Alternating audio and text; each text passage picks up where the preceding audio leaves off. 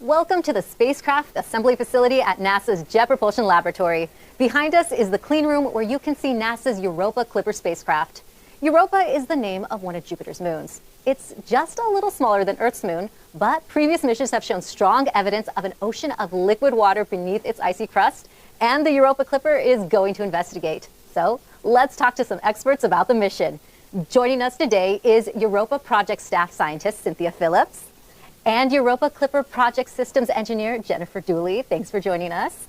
They'll be talking to us for the next half hour or so, answering your questions. So if you have a question you'd like to ask, drop in the chat below and we'll get to as many as we can. So to get us started, Cynthia, could you tell us more about Europa and why scientists want to investigate this area? Sure, Raquel, and thanks so much, and thanks to our audience for joining us today. So, as Raquel said, Europa is a moon of Jupiter. It's about the same size as Earth's moon, but it looks completely different.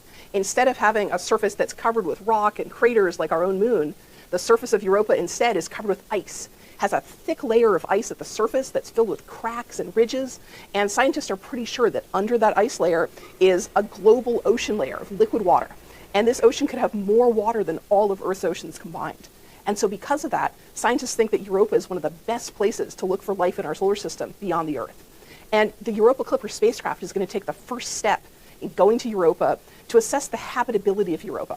So Europa Clipper isn't going to look for life directly. What it's going to do is it's going to look for places below Europa's surface that we think could support life as we know it. This sounds like an exciting mission. And Jennifer, can you tell us more about the spacecraft that we see behind us? Absolutely. So right behind me, you can see the propulsion module. This is the main structure for the spacecraft. And if you can see the red covers, those are protecting some of our propulsion components.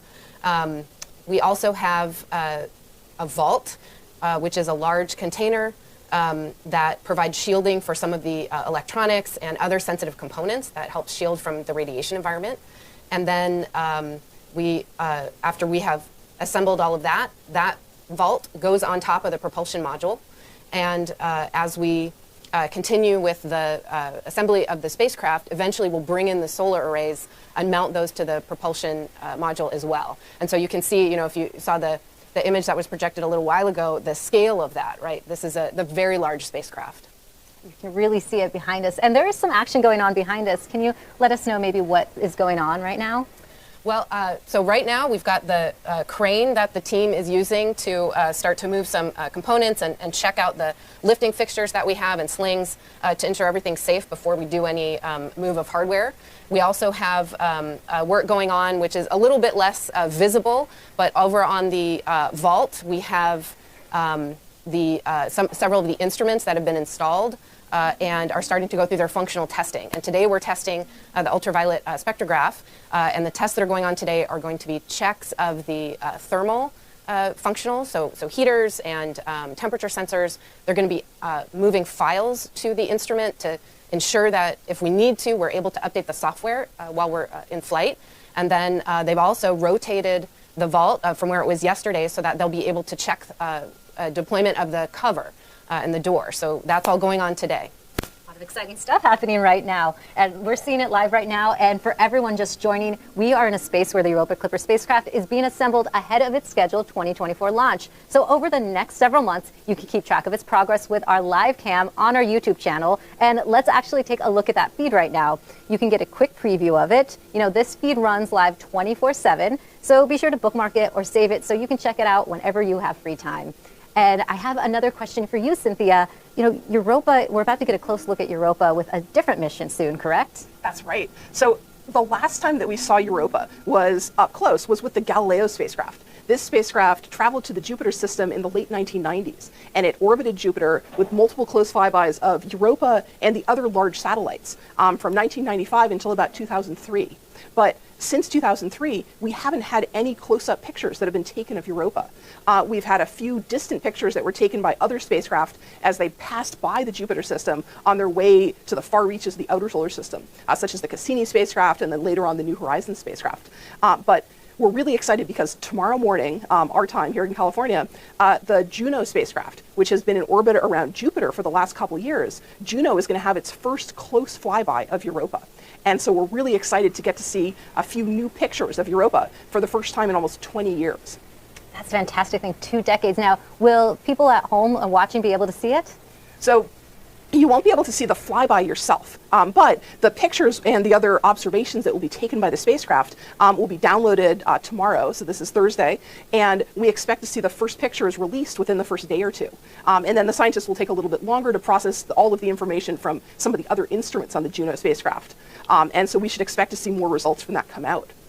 Very cool. And what about Jupiter? Like, could you see it at home right now since it's so close? That's right. So this is a really exciting time, actually, because Jupiter is at what's called opposition. And opposition is when the alignment of the planets is such that Jupiter is at about as close as it ever gets to the Earth. And so this means that Jupiter will appear like a really, really bright star in the night sky. And you can actually go out and see Jupiter yourself with just your eyeball. If you look up, you'll see this really bright star. But with a cell phone, with night mode, or with just a simple pair of binoculars, if you look up, you can actually see some of the moons of Jupiter. So you could put your eyeballs on Europa tomorrow at about the same time that the Juno spacecraft is going to be flying past it in the Jupiter system. And I just think that's so cool. Very much so. I really want to get a pair of binoculars right now that you mentioned it. So let's kind of bring it back to the room right now. And Jennifer, the Europa Clipper is behind us. Can you tell us about some of the spacecraft instruments that we can see right now in our view? Yeah, absolutely. So we mentioned the ultraviolet spectrograph earlier. So that is an instrument that is going to take spectrum in the ultraviolet range, and that gives us a fingerprint, essentially. Lets us look for things like oxygen or carbon dioxide or simple organics. So that's a really exciting instrument. It's also one of the instruments that we would, if we were lucky enough to come across a plume, we would want to interrogate it with that. That would let us look at some of the material coming directly from the ocean, which is, of course, the environment that we're very interested in understanding its habitability.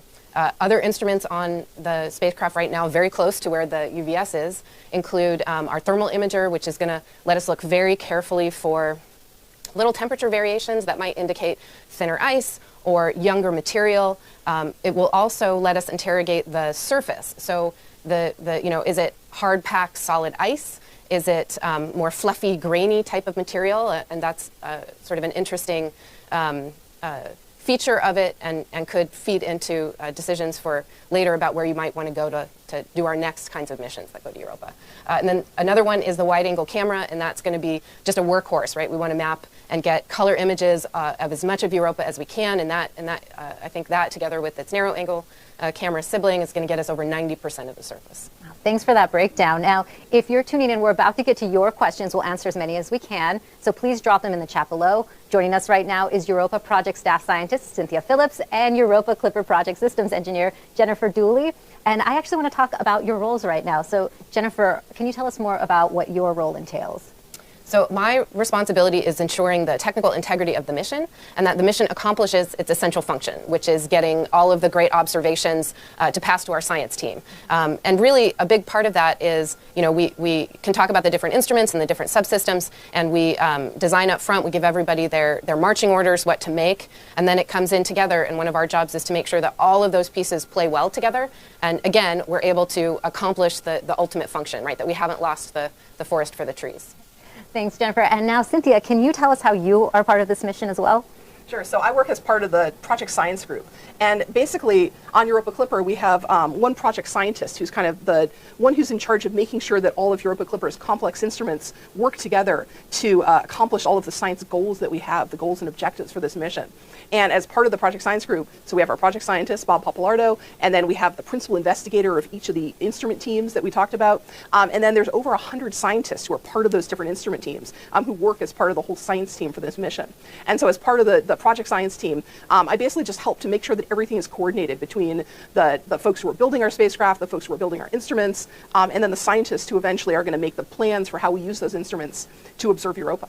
Great, thank you. Thank you both for letting us know your roles. And now it's time to get to viewer questions. I think that was really helpful. So Colin on Twitter asks, how will this upcoming Juno flyby help the Europa Clipper team? That's a great question.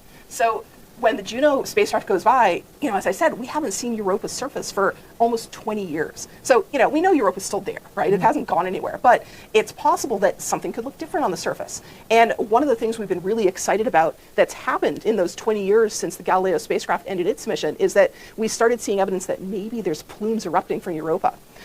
We don't know for sure that they're there, but we've seen some kind of tantalizing evidence, both from reanalysis of some of our old spacecraft data, but also from observations taken by Earth-based observatories like the Hubble Space Telescope. And so one of the things that Juno will be able to do is to see whether is there any evidence that something's changed on Europa? Is there something erupting from Europa? Or even, is there a place on Europa that looks warmer than we would expect it to look? And so we're going to be looking at the data from the Juno flyby really carefully to help us plan for what we might see with Europa Clipper. It'll be really exciting to see those images coming very, very soon. So this is a question for Jennifer.